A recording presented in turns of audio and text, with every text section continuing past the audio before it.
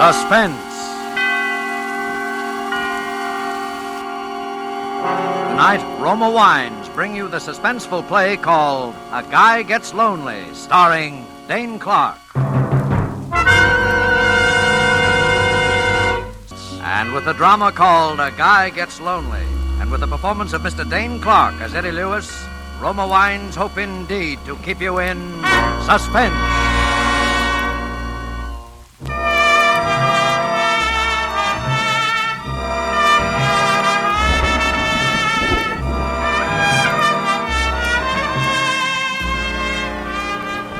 Have you ever been lonely, desperately lonely?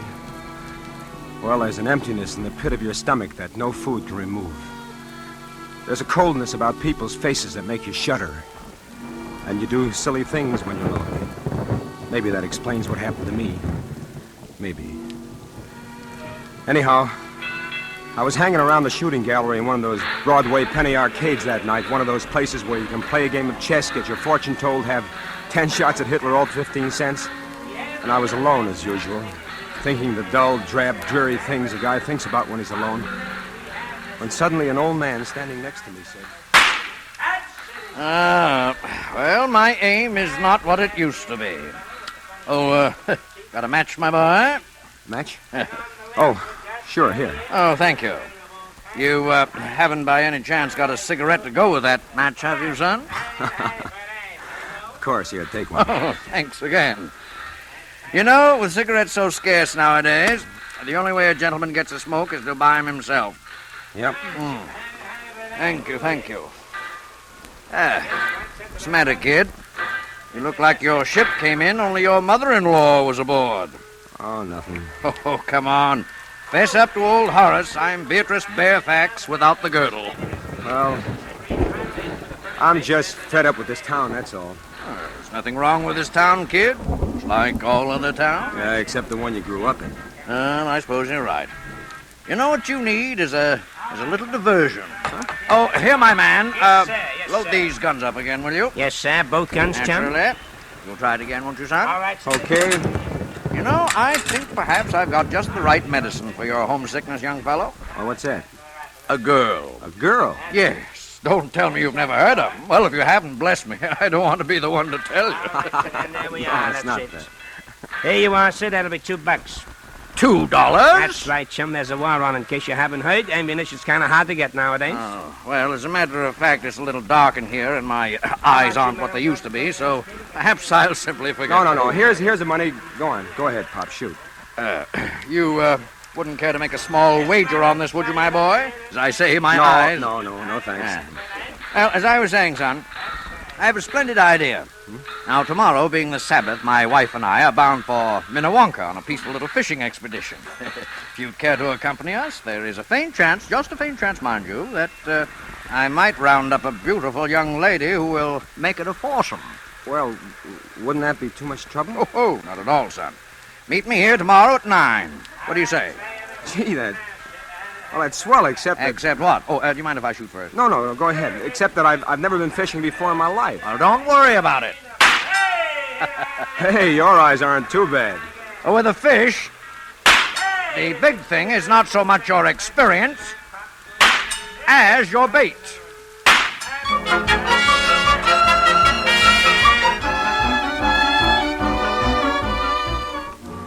The idea of not being alone again on Sunday is what excited me. I didn't give much thought to the girl until I saw her.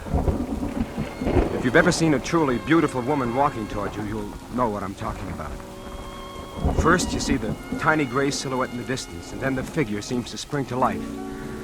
Each curve rounds into place, and finally you see the smooth oval face and the long auburn hair dancing in the breeze. And before you know it, you're in a trance, that's all. That must have been what happened to me when I first saw Jolie, because I don't remember much of anything until I heard myself saying, "Oh, hey, what's that?" A worm, silly. You can't fish without a worm. Do I have to? Well, of course.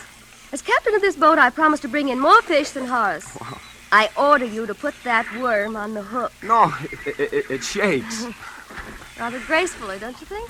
Kind of reminds me of a shimmy queen at a burlesque show. Oh. There. Oh. Now you did it. easy, wasn't it? Now drop your line in the water. Okay. Well, where's the fish? Patience, lad, patience. The fish hasn't had a chance to read your advertisement yet. Well, if they could only see you, Jorlie, I doubt if they'd bother with my line at all. Oh, your line isn't bad, Eddie. This isn't so bad at all.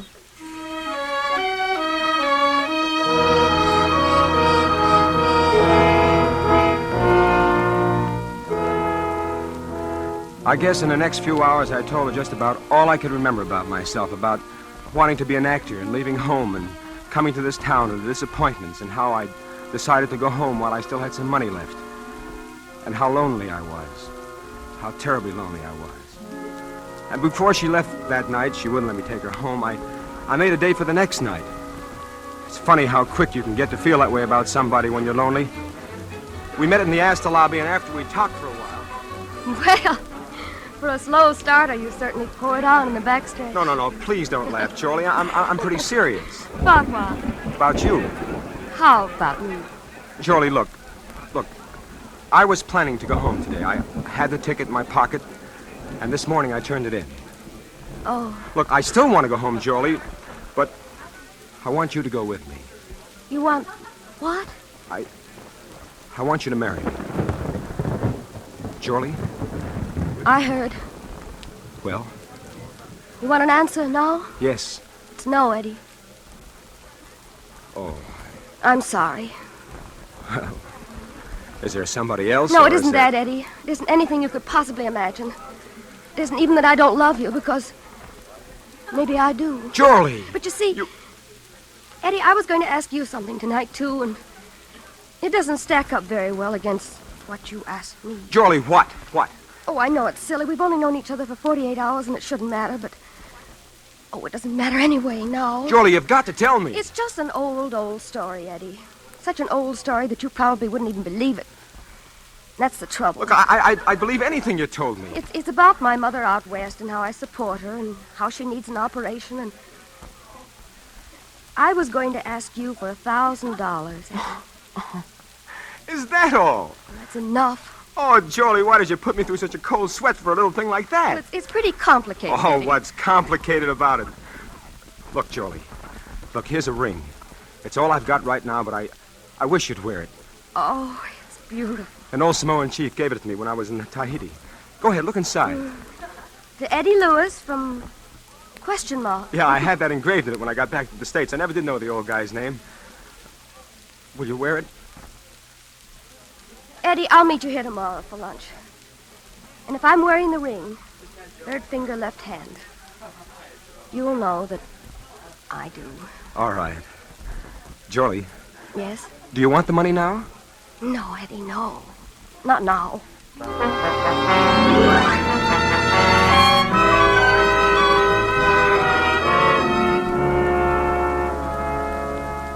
The next day I was there waiting for her, way ahead of time again, but this time she was late. After a half hour, I began to get worried. Then I began to get scared. After a full hour had gone by and she still hadn't shown up, I was half crazy, and then I felt a hand on my arm and a voice speaking over my shoulder. You, waiting for somebody? That's right. A lady? Yeah, what about it? Would your name be, Eddie Lewis? Yes. Say, what do you know about the fact that I'm... We found your name written in lipstick on the back of a bathroom door up on the 10th floor. After it said Astor Lobby, 1 o'clock. So we, sort of put two and two together. You see, I'm from headquarters, Eddie. What? I'm a detective. Detective? Listen, if you know anything about Jorlie Andrews, I was supposed to meet her here about an hour ago, and she Would hasn't... she have been wearing this ring by any chance? Well, that's right. That's my ring. Where is she? She's down at the city morgue, Eddie. She's dead.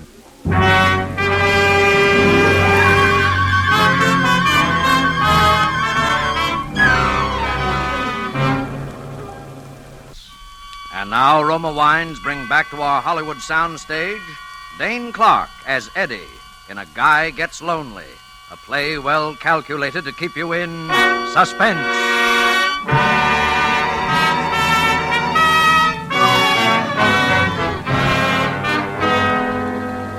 My mind was going round like a merry-go-round.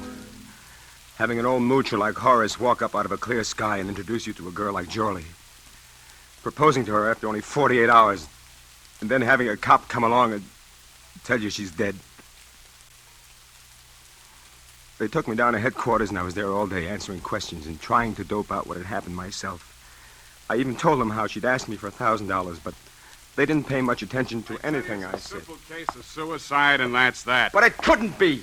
Jolie wouldn't commit suicide. You recognized her, didn't you? Well, Well, what? people don't look quite the same after they've fallen 10 stories on a concrete site. But you recognized her.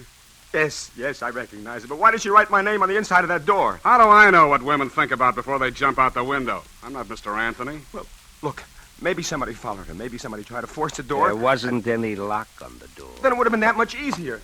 Maybe somebody... Look, Eddie, just what are you trying to make out of this? I don't know. All I know is it couldn't have been as simple as this. You wouldn't be thinking about murder, would you?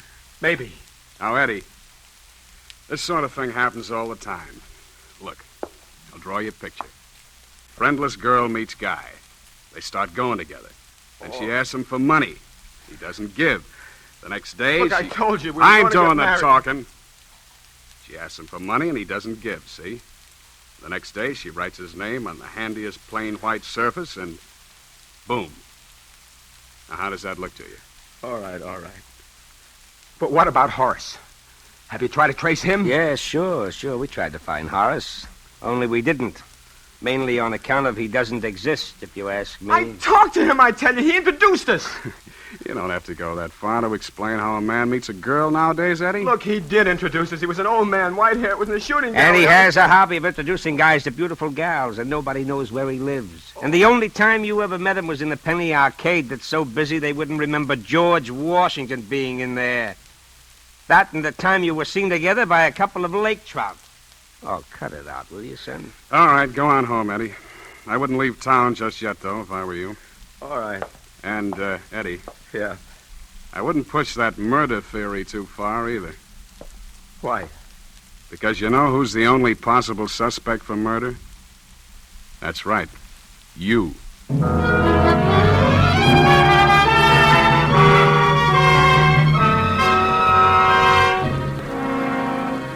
First, I didn't know what to do or what to think. I didn't blame the cops. From where they sat, it just didn't make any sense any other way.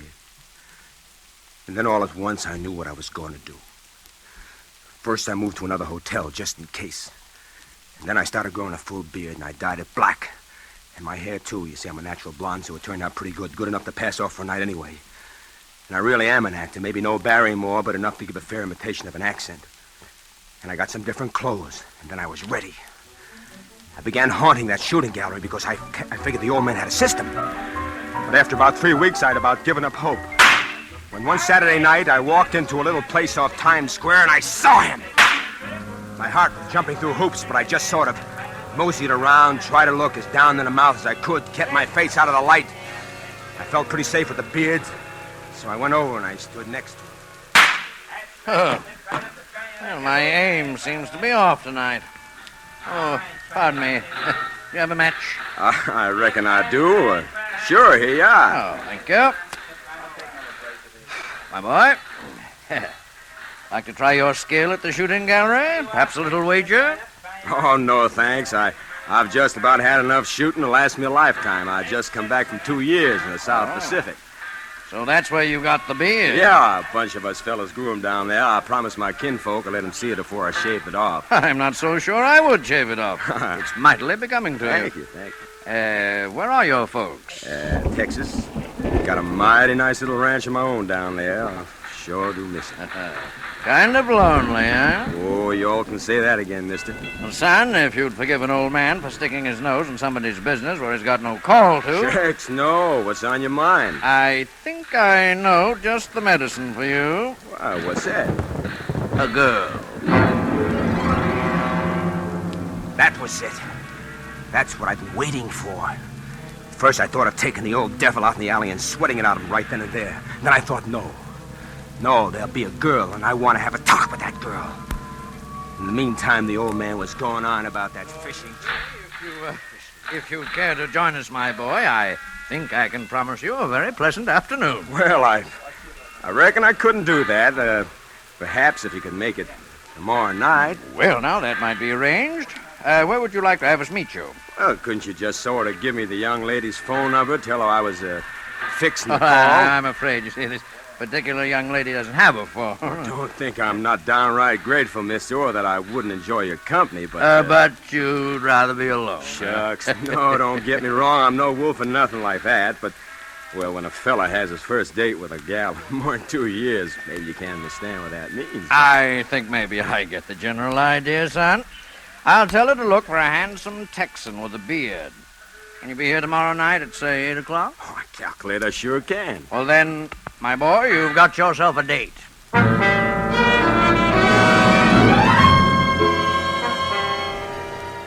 The next night I was there in plenty of time. I had plans for that girl, lots of plans. As I got around toward 8 o'clock, I kept looking toward the street entrance, but somehow I must have missed her because the next thing I knew, there was somebody standing beside me and I heard a voice. Hello there. I'm Joyce Island. It seemed as though minutes went by before I was able to say a word. If it hadn't been dark where I was sitting, she couldn't have but helped to see that something was wrong. Because the girl was Jorlie. My Jorlie, who was supposed to be dead. The Jorlie that I'd seen it myself at the slab at the city morgue. And somehow I managed to pull myself together and start talking. You're Johnny Farrell, aren't you? Yeah, that's right. It was sure mighty nice of you to come. Oh, that's all right. I wasn't doing anything. Is there anything in particular you'd like to do now? No, nothing in particular. I thought maybe you'd like to go dancing or something like that, only Only what? Well, I discovered a terrible thing just before you got here, Miss... Ma'am. You can call me Joyce. You see, I left my wallet up in my hotel room. Oh?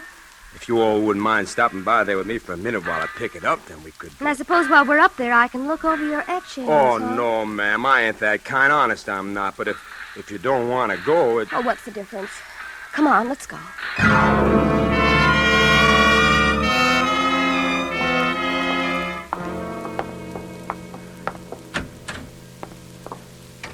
You always keep it this dark in here? Well, there's a couple of bulbs burn out. I told them to have them fixed. Oh, but well, they- never mind.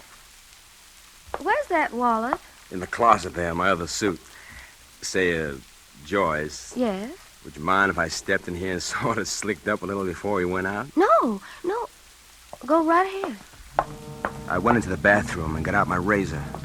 My plans were still the same. I excused myself a minute before we came upstairs, and I made the phone call that I'd planned to. There was a couple of little extra flourishes to be added on now that I hadn't figured on before. First, I shaved off my beard. Then I went to work on the hair dye with some rubbing alcohol. It came out pretty easy. I was almost ready when I heard her voice in the next room. Johnny! Yes? I think maybe I'd better go home. You mean you reckon you don't want to go out with me? Oh, well, it isn't you, Johnny, but Well, what is it? you'll think I'm crazy if I tell you. No, I won't. What is it? Well, you sort of remind me of someone. Who? Oh, just someone I used to know. Oh, but Joyce, I'm all ready to go now. Well, Only first I thought maybe we better have a little more light on the subject. I thought you said you didn't have any... Hello, Jorlie. Eddie, That's right. Eddie, You I thought you... I'd never catch up with you. All right, Jorlie, all right. Give. What? Come on, talk and talk fast. Who was that other girl, the one they thought was you, the one who's dead? Well, she was my sister. Sister. What happened to her? I don't know. What kind of a racket are you and the old man running anyway? Well, Horace is... He's my father, Eddie. He's my stepfather, Oh, anyway. that's nice. It's very nice. It keeps it all in the family, huh? Oh, Eddie, you can think anything you want to. Nothing could be quite bad enough, but... Please believe me, I wasn't playing any games with you. No? No! That's why I sent Evelyn that day, my sister. I gave her your ring so you'd know she really came from me. I just couldn't face you myself. Face me with what? With what Horace and I had planned to do to you. The old shakedown, huh? I guess so. Evelyn was horrified anyway when she got wind of it. She was a funny girl. She belonged to one of those religious sects, and she said we'd have to atone for our sins, be punished. No. Maybe you better start from the beginning. Well, that's about all. We were awfully hard up. And Mother really was sick. And I'd borrowed some money once from a man I'd met. I paid it back that time, but it gave Horace ideas. He wheedled and threatened and said our mother might die, and... Well, I'd had a couple of pretty raw deals pulled on me out here, and I just didn't care anymore, I guess. That is... till I met you. Yeah, and so you sent your sister to me to confess all, and she jumped out of the window instead. Is that what you think happened? I don't know. Then why didn't you tell me what you knew then? Well, I wouldn't have brought Evelyn back to life. And Horace said we'd all go to prison, and... You see, Mother didn't know what was going on. It would have broken her heart. Yes, but you went right back at it again. Horace said if he'd had just a little money, he'd go away. He'd leave us alone and go back east. And I was supposed to be the next victim as Johnny Farrell with a ranch in Texas. No, Eddie, no. Not after I met you. No. No. You weren't before, were you? Oh, Eddie, maybe if you knew a little more about what a girl is up against in this town, you'd understand. Telegram. Telegram? Well. Yes. I had a hunch about you, my boy. Horace. Why, you... Oh, don't try anything foolish. I'm quite expert with this little gun, as you may recall, my boy. I suggest we close the door and have a nice, quiet talk just between ourselves. That's better. So, in spite of all my admonitions, you still persist in this confessional mood, do you, my dear? Horace, what are you going to do? You young people may not see it quite my way, but I'm an old man, and I don't fancy the notion of spending my remaining years behind bars. It's quite a penalty for extortion, you know. You're telling me. And so I'm afraid there's going to be a little accident up here. Something like the accident that happened to poor Evelyn. So you did kill her? Well, technically, yes, I did assist her through that window after she insisted on making a scene. Why, you... Evelyn was always excitable, you know. Really not quite normal, I'm afraid. Oh, Horace, you're mad. Now, my dear, I want you to write a little note.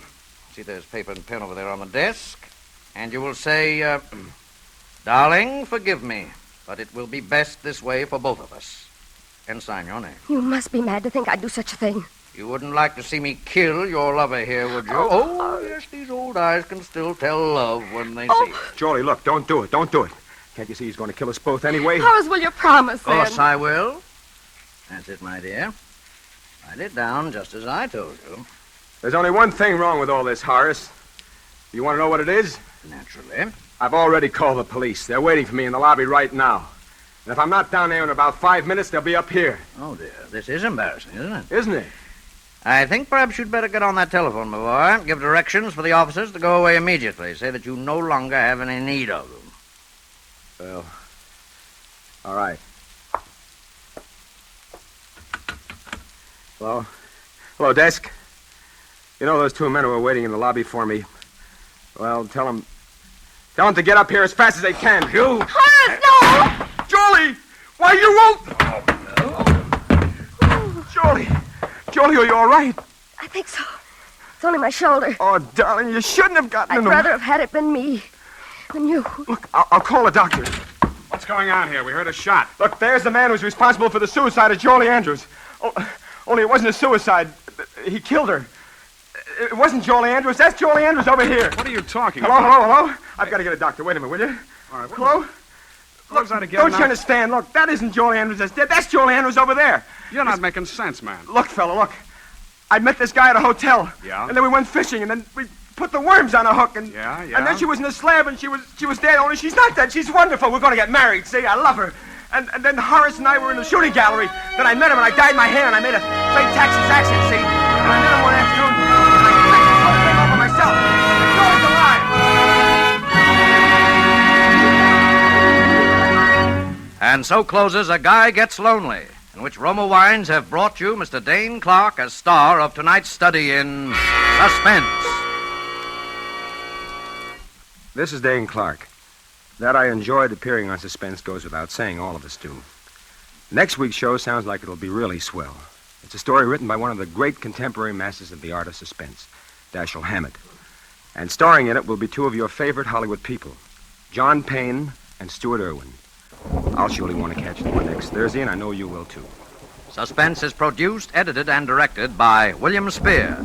Dane Clark appeared through the courtesy of Warner Brothers, and will soon be seen with Dennis Morgan in their production, God is My Co-Pilot. Next Thursday, same time, John Payne will be your star of Suspense.